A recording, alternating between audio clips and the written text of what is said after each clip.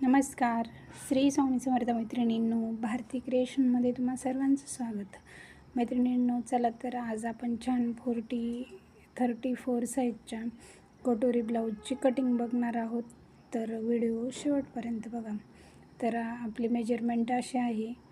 ब्लाऊजची height 13 inch, छाती आहे 34, कमर आहे 30 आणि स्लीव्ज आहे आपली 5.5 इंचाची आणि मुंडा ही आपला 5.5 इंच आपण कटिंग करताना घेतो. तर आपला फ्रंट नेक आहे 5.5 आणि आपली कटोरी आपण 5ची घेणार आहोत. 34 साईजच्या छोट्या कटोरी हवी आहे त्यांना, तर आपण 5 इंचाची कटोरी घेणार आहोत. तर आपण इथे बघा आपल्या ब्लाऊजचं मेजरमेंट घेतलेलं आहे आणि आपण ब्लाऊजचं मेजरमेंट घेऊन इथे आपल्याला अगोदर अस्तरचं ब्लाऊज आहे, त्यामुळे अस्तर घेतलेलं आहे आपण डॉलरचं. रेग्युलर अस्तर 80 सेंटीमीटरचं.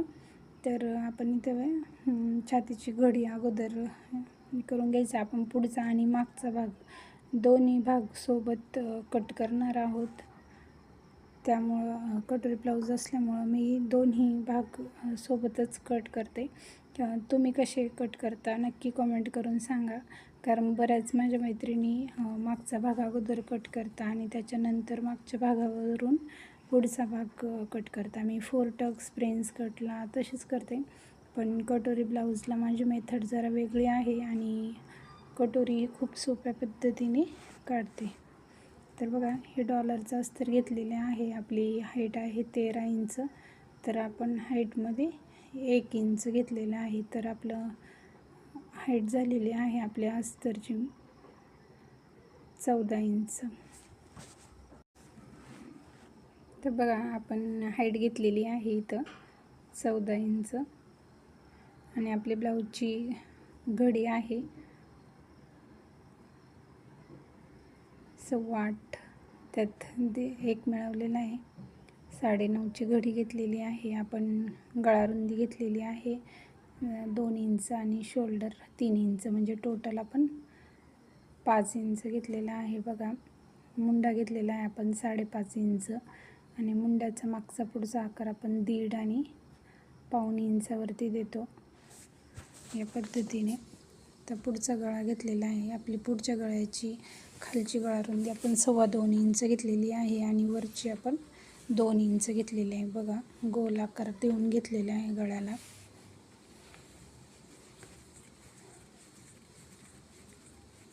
आता आपल्याला योकपट्टीचं माप टाकायचं आहे. गळ्याच्या बाजूने आपण योकपट्टी घ्यायची आहे 3.5 इंच आणि फिटिंगच्या बाजूने आपण 2.5 इंच घेतलेली आहे. बघा, 5 इंचापर्यंत आपण 2.5 इंचच ठेवलेलं आहे सरळ, आणि जे 3.5 इंचचा पॉईंट घेतलेला होता तो आपण कर्व आकारमध्ये देऊन घ्यायचा आहे.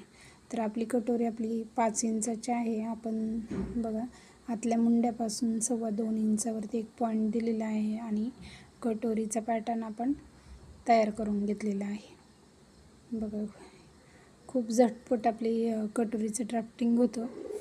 या पद्धतीने नक्की कटिंग करून बघा. खूप पटकन आणि छान कटिंग होते. व्यवस्थित कुठेही कटोरीचे टोकं तिरके होत नाही, काय नाही. खूप सोप्या पद्धतीने ही कटोरी आहे. तर बघा, मागचा भाग वेगळा करून घेते मी.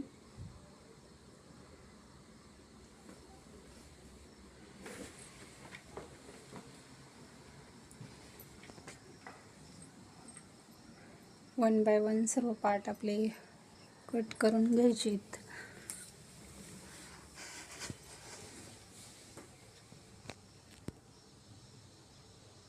हा आपल्याला फक्त कटोरीचा पॅटर्न मिळालेला आहे. आपण त्या पॅटर्नवरून कटोरी वाढवायची आहे. बघा, आपली कटिंग झालेली पुढच्या भागाची. आता आपण डायरेक्ट कटिंग करतो आहे ना अस्तरवरती, त्यामुळे अगोदर स्लीव्ज काढून घेणार आहे, कारण छोटं मापे बसतं बरोबर.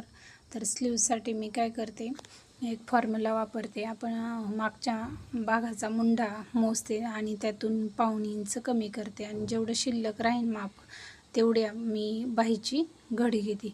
अगदी बरोबर या पद्धतीने जर घेतली तर अगदी तंतोतंत बाही येते, थोडी पण कमी जास्त होत नाही. त्यामुळे या पद्धतीने माझ्या फॉर्म्युल्याने तुम्ही बाहीची कटिंग करून बघा नक्की. आणि बाहीचा सविस्तर व्हिडिओ मी आपल्या चॅनलवरती भारती सहानी क्रिएशन्स या चॅनलवरती अपलोड केलेला आहे. नक्की आपल्या चॅनलला व्हिजिट करा मैत्रिणींनो. बघा आता आपली बाही आहे 5.5 इंच, तर आपण 6 इंच घेतलेली आहे. आपल्याला कॅप हाईट द्यायची, बाहीचा आकार द्यायचा आहे, पण मी काय करते, इथं जो मापाला ब्लाऊज दिलेला आहे ना, त्या ब्लाऊजची बाही फिटिंगच्या बाजूने मोजते किती राहिलेले आहे आणि त्यात अर्धा इंच मिळवते. म्हणजे जेवढा आपल्याला मापाला ब्लाऊज दिलेला आहे ना, ते म्हणजे त्या ब्लाऊजच्या बाही इतकीच आपली कॅप हाईट घेऊन बरोबर सेम अंतर घेऊन शिल्लक आपल्याला मापाला दिलेल्या ब्लाऊज इतकंच राहतं. त्यामुळे मी तसंच घेते. जर मापाला ब्लाऊज नसेल तर छोट्या बाईला मी 2.5 इंच आणि मोठ्या बाईला 3.5 इंच कॅप हाईट देते. पण आता जर असं ब्लाऊज मापाला असलं तर सेम आपण जर त्याच पद्धतीने केलं तर बरोबर तेवढंच येतं. बघा आता आतल्या मुंडाचा आकार मी कटिंग करून घेत आहे. या पद्धतीने बाहीची कटिंग करून बघा आणि एक ब्लाऊज शिवून बघा. मला कमेंट करून सांगा नक्की काय झाले ते. आता आपल्याला कटोरी वाढवायची आहे, तर कटोरी वाढवताना इथे लक्षात घ्यायचं तिरकस कपडा आला पाहिजे कटोरी वाढवताना. या पद्धतीने मी कटोरीचा पॅटर्न तिरका ठेवलेला आहे. बघा तुम्ही बघू शकता, कटोरीचा पॅटर्न जर तिरका ठेवला तर कटोरी खूप छान बसते, टोक येत नाही किंवा ओढल्यासारखी होत नाही. या पद्धतीने तिरकी ठेवायची. तिरकस कपड्यामध्ये जर कटोरीचा शेप काढला तर खूप सुंदर बसते. बघा मी गळ्याच्या बाजूने 1.25 इंच आणि खालचा जो पॉईंट आहे हुकलूकच्या बाजूने तिथून 3 इंच घेतलेला आहे आणि कटोरीच्या शेवटच्या टोकाला 1/2 इंच. तर आपण हे जोडून घ्यायचं आहे.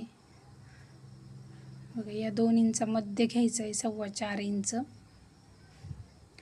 आणि ते 4.25 इंचाचा पॉईंट आला आहे तिथून आपण 1.5 इंच घेऊन हे तिन्ही पॉईंट जोडून घ्यायचे. बघा किती सोपी पद्धत आहे माझी कटोरी काढण्याची. या पद्धतीने जर कटोरी काढली तुम्ही तर खूप झटपट कटिंग होते आपल्या ब्लाऊजची आणि छोटा माप असल्या कारणाने डायरेक्ट आपल्या अस्तरवरती कटिंग होऊन जाते.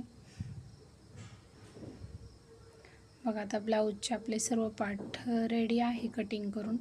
आता आपण मेन जो आपला ब्लाऊज पीस आहे त्या ब्लाऊज पीसवरती आपण कटिंग करणार आहोत. तर इथं लक्षात घ्यायचं आहे आपल्या ब्लाऊजचा एक काठ मोठा आणि दुसरा काठ छोटा आलेला आहे.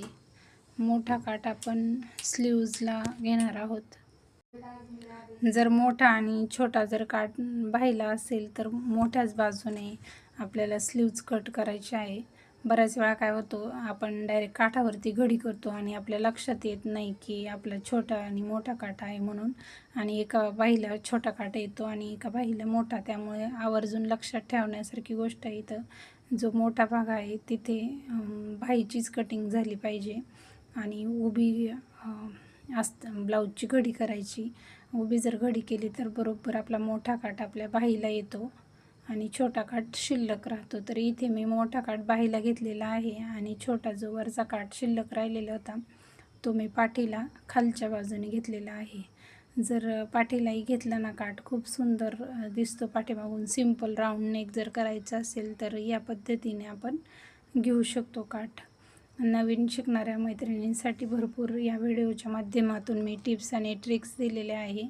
आपल्या व्हिडिओला लाईक करा, कमेंट करा, चॅनलला सबस्क्राईब देखील करा, जेणेकरून नवीन आपले जे व्हिडिओ चॅनलवरती येतील त्याचे नोटिफिकेशन तुम्हाला येईल. बघा या पद्धतीने मी सर्व पार्ट 1 बाय 1 कट करून घेते आणि आजचा व्हिडिओ तुम्हाला कसा वाटला नक्की सांगा मैत्रिणींनो.